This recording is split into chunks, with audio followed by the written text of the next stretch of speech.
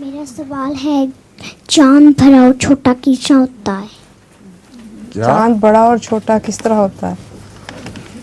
चांद बड़ा और छोटा होता है ज़मीन के साए की वजह से। चांद ज़मीन के गिर्द घूमता है और सूरज से रोशनी पाता है।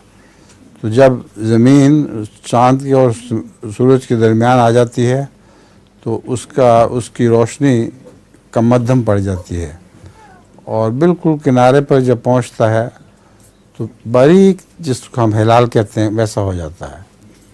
फिर जब वो सूरज ज़मीन चक्कर खाती है फिर दोबारा, तो फिर सूरज की रोशनी ज़्यादा पड़नी शुरू हो जाती है, फिर उसके अलावा और ज़्यादा पड़नी शुरू हो जाती है, यहाँ तक कि कुल्लियतन तमाम तर सूरज की रोशनी ज़मीन एक तरफ हट जाती है, उस पर पड़ती है चाँद पर, तो उसको हम पूरा चाँद कहते हैं।